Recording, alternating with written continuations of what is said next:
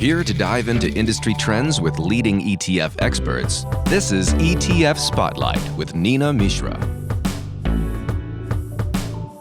Hello and welcome to ETF Spotlight. I'm your host, Neena Mishra. My guests today are Nicole Hunter, Head of Capital Markets, and Wes Krill, Head of Investment Strategies at Dimensional Fund Advisors. Dimensional Fund Advisors, or DFA, is a pioneering asset manager known mainly for its smart beta strategies. They were actually among the first companies to apply academic research to practical investing. And they currently have about $660 billion in assets under management. DFA assets were only available to large institutional investors and through financial advisors that were vetted by them earlier. In fact, for decades, retail investors couldn't directly buy DFA funds. Last month, DFA converted 4 of its tax-managed mutual funds into ETFs and became one of the top 15 ETF issuers overnight. They now offer 7 ETFs, and with these ETFs, any retail investors can access DFA's strategies, their investing strategies, without an advisor. So with DFA, we'll talk about these conversions and their future ETF plans, and we will also talk about their mid-year outlook and how investors should position their portfolios for the remainder of 2021. Joining me now are Nicole Hunter and Wes Krill. Nicole and Wes, welcome to both of you. Great to have you on the show. Yeah, thanks for having us. Yeah, thanks for having us, Neena. To start off, please tell us a little bit about DFA and DFA's investing approach, which is very unique. Yeah, I'd be happy to. Of course, Dimensional was founded in 1981, and for 4 decades now, we've had an investment approach that was really built around implementing the great ideas in finance. And as part of this, we've always had a very deep connection to the academic community with such luminaries as Eugene Fama, Ken French, Robert Merton, Robert Novi Marx. And I would say central to our investment philosophy is a belief in markets. We seek to outperform the market, not by trying to outguess market prices, but to systematically pursue sources of higher expected returns that have been uncovered by decades of rigorous academic evidence. And we do so just with a fanatic attention to the role of implementation. And we do this in a very systematic way. You can almost think of it as taking the best bits of passive investing, so broad diversification, low expense ratios, low turnover, but adding an active approach that helps a continuous focus on these higher expected returns and then managing risk through a flexible daily process. Very interesting. Now, I wanted to talk about conversion of your mutual funds into ETFs. And last month, DFA converted 4 of its tax-managed mutual funds with about $30 billion in assets into ETFs. And these are U.S. equity ETF, ticker symbol DFUS, U.S. core equity 2 ETF, ticker symbol DFAC, then U.S. small cap ETF, ticker symbol DFAS, and U.S. targeted value ETF, ticker symbol DFAT.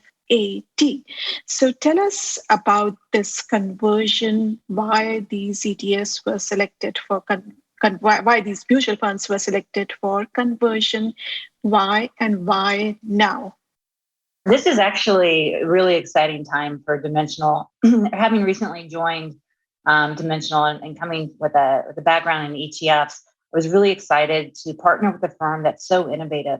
As Wes talked about, the systematic approach, the blending the best of index and the flexibility and of active, and with a 40-year track record, it's a really exciting time. And when we were thinking about what we've been hearing from clients for so long, they wanted the ETF wrapper, it fit into their business, and we were looking at, should we have new ETFs that we bring to market? Should we convert? What's going to be the best fit? There's a combination of both. And you saw late last year, we launched 3 standalone core equity ETFs, DFAU, DFAI, DFAE. But then we converted, as you mentioned, these 4 mutual funds into ETFs, a $30 billion switch. And it came on the back of, again, client demand, really looking for greater tax efficiency through the ETF wrapper. And so we heard that loud and clear. And, after the passage of the ETF rule, we knew we could deliver our approach, right? Our systematic approach in an ETF wrapper. And it really allowed us to open up the door for new funds and converted funds. These converted funds in particular, tax managed strategies, right? So investors that already were looking for, they're tax sensitive and they wanted to make sure that they had the best tools available for that sensitivity. And ETFs, as you know, offer a unique tax efficiency process through their in-kind redemptions.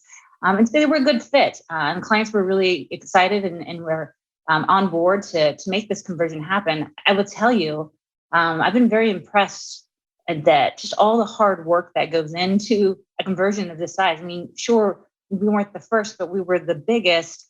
And there's a lot of details. And so we took our time. We made sure that our communication at some points was maybe more than necessary, but we figured over communicating was better. And we spent, not me in particular, but there are a lot of amazing people at Dimensional who worked through the weekends, long hours to make sure our clients had a seamless experience so that when they come into work and their mutual fund shares were now ETF shares, that was seamless. And that was true on my desk as well when I saw the ETF start quoting and trading that following morning after conversion. So from our perspective, the conversion in and of itself was successful and delivering what we always said we would do. And we'll take our time, we'll do it right, even if it's hard. And that's true in these conversions and along with other things that we do at Dimensional. Very interesting and very exciting too. Investors definitely love ETFs because of their tax efficiency, their cost efficiency, and transparency. Now, I also wanted to talk about DFA's mid-year outlook. And before that, I was interested in your thoughts on inflation, because inflation is one of the biggest concerns for investors this year. And in fact, some of the recent inflation-related reports have been harder than expected. But the Federal Reserve says that this spike in inflation is transitory. It is driven mainly by factors related to the pandemic. And that is true to a great extent because supply chains around the world, they remain strained still. But still, it remains to be seen whether this spike in inflation is transitory or we are witnessing a historic shift after decades of low inflation. So I was interested in your thoughts on inflationary expectations and whether those concerns, inflation-related concerns, are overblown. Well, it's a topic that's absolutely attracting a lot of attention. And, to your point, people are trying to assess whether they think it's going to be something that's more persistent or whether it is just a transitory spike in inflation. I think it's useful to first start with just the basics around inflation to distinguish between two types, which is expected inflation and unexpected inflation. So, as the name suggests, expected inflation is what market participants in aggregate expect. And one thing that's interesting about expected inflation is that we can see indicators in the market that are fueled by transactions of market participants that can help us gauge what the market's aggregate expectations are for inflation. For example, we can use break-even inflation. So we can look at the difference in yields between inflation-protected, say, 5-year treasuries and nominal treasuries of the same maturity. And those differences in yields tell you in part about how high or low the expectations are for inflation. And, as recently as last month, when we looked at the 5-year break-even inflation rates, they were hovering around 2.4%, which would imply on average about 2.4% inflation per year over that 5-year period. And if we look back at recent history, that's not particularly high. So what that tells me is that over the next 5 years, and even when we look at indicators over the 5 years after that, we don't see exceptionally high expectations for inflation as of now. Now, all that being said, some investors who are particularly sensitive to inflation might want to hedge against unexpected inflation. And there are definitely tools to do that. I mentioned inflation-protected securities. So that implies buying Treasury inflation-protected securities, which adjust the principal of those bonds in response to changes in consumer prices. So that's one way an investor can mitigate the impact of unexpected inflation.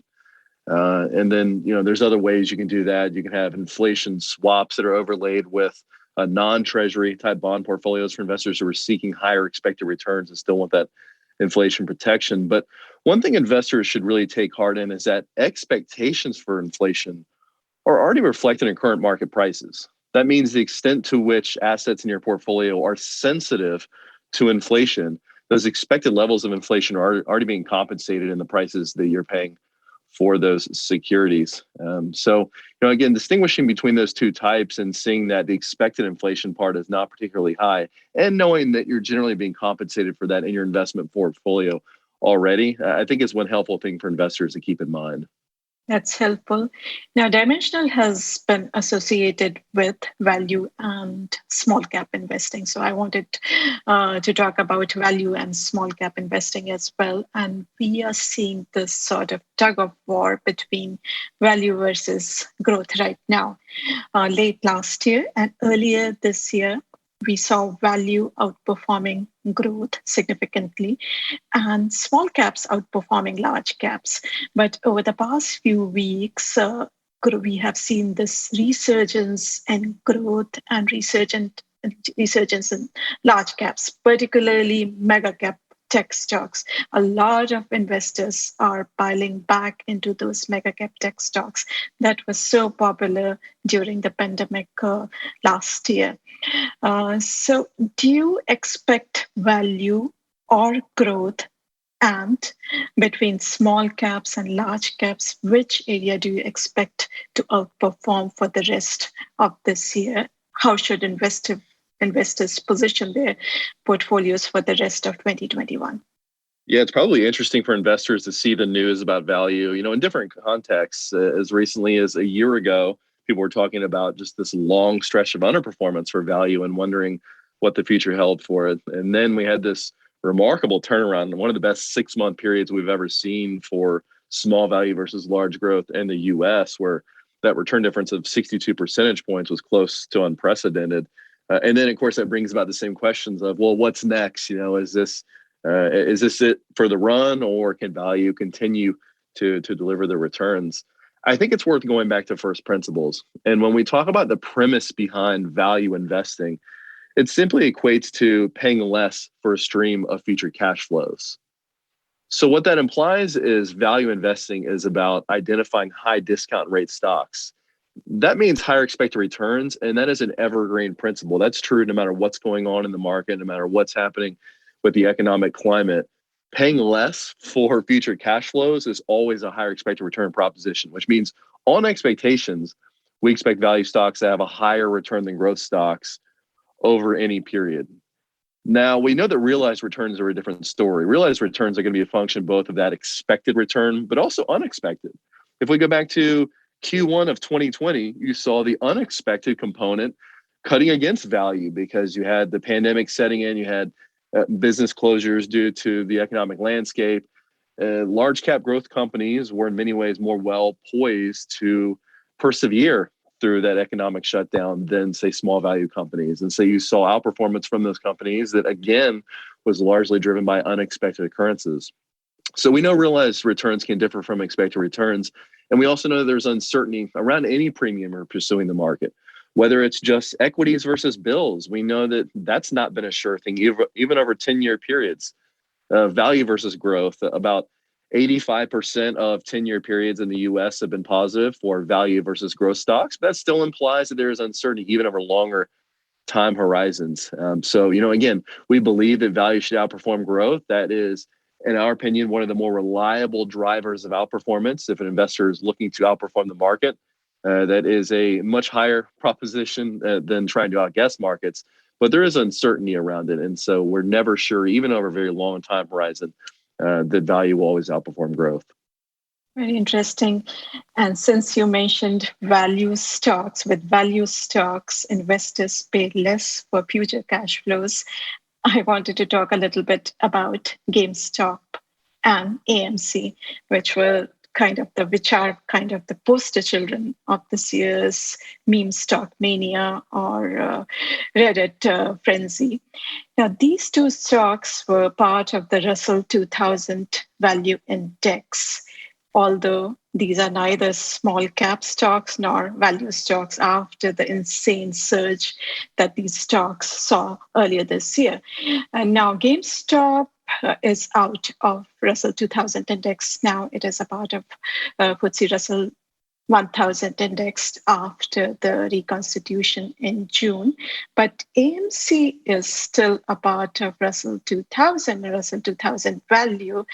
AMC has a market cap exceeding $20 billion. It's definitely not a value stock. But due to the timing of FTSE Russell's cutoff for data, which is used for reconstitution, that was May 7th. And at that time, AMC had a market capitalization of about $4.3 billion. So talk to us about your thoughts on these stocks being in the value and small cap indexes. Yeah, you're exactly right about the AMC inclusion still in the Russell 2000 value. That size discrepancy at this point is veering towards if Yao Ming were to go and visit a kindergarten class for the day and how out of place he would look.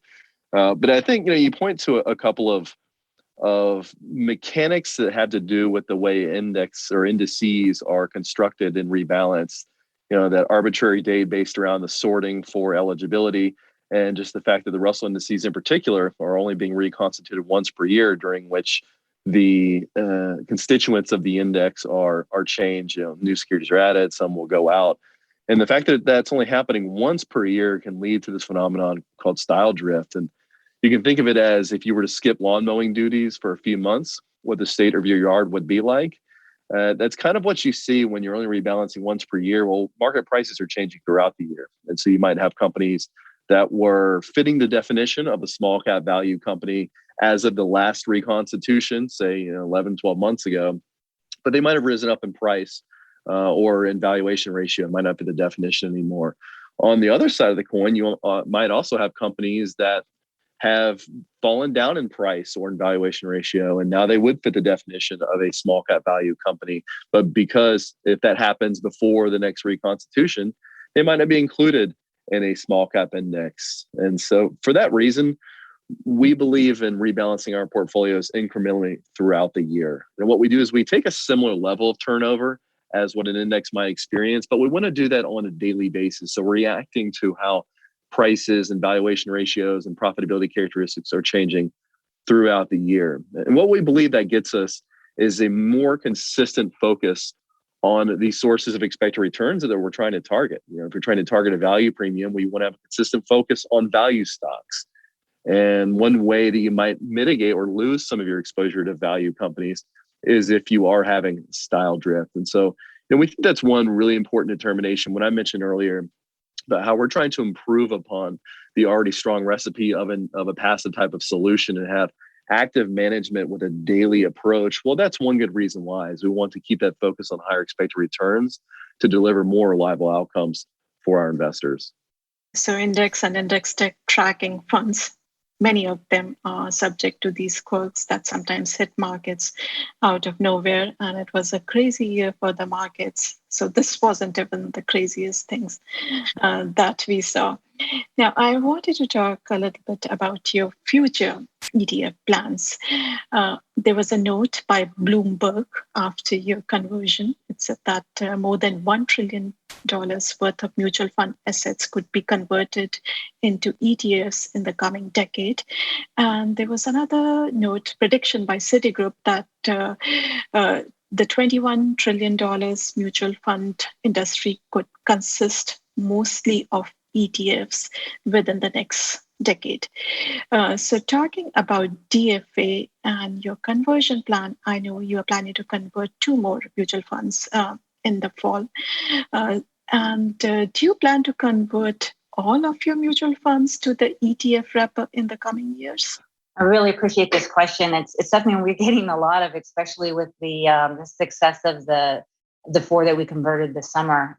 Because of course those offer that greater tax efficiency and ETF wrapper. We reduced management fees. We believe the ETF has reduced transaction costs. And of course, it was a tax-free event. We do look at our lineup, but again, we want to meet clients where they want to be. And we're really clear that the 4 funds that we converted, plus the 2 that will come later this fall, the international equity ones, those were for clients that were in tax managed accounts already. They're a tax sensitive client base, and not all of our clients fit that profile. And there is still a strong demand from our client base to have choice. Some advisors prefer to use mutual funds. Some prefer ETFs or separately managed accounts. Here at Dimensional, we want to offer that systematic value-added approach in whatever structure the clients prefer. So we do intend to expand our lineup. That may not be through future conversions if those aren't the right fit, but we're going to continue to evaluate what we should bring forward, again, to meet that strong client demand. There's one thing I wanted to mention. So in addition to the 2 that are converting later this year, we did file for 4 fixed income funds, ETFs, and we're in the quiet period on those, but we're very excited, obviously, about expanding our lineup. Very interesting, definitely. So what do you think, what is the impact of these conversions on the mutual fund industry? You can't deny the demand for the ETF wrapper. I think every asset manager right now is having that conversation of, what Dimensional's already done. Like we've already innovated in this space in terms of converting mutual funds into ETFs in really very large size.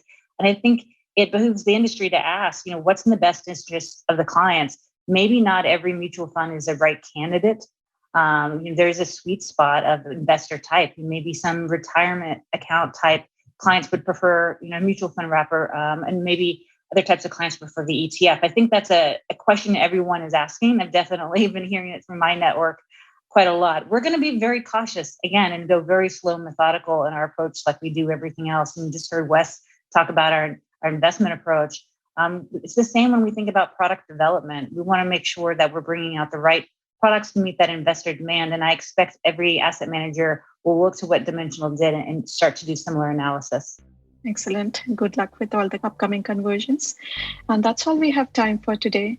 Wes and Nicole, thanks again for joining us. Yeah, thanks so much for having us. Yeah, thank you.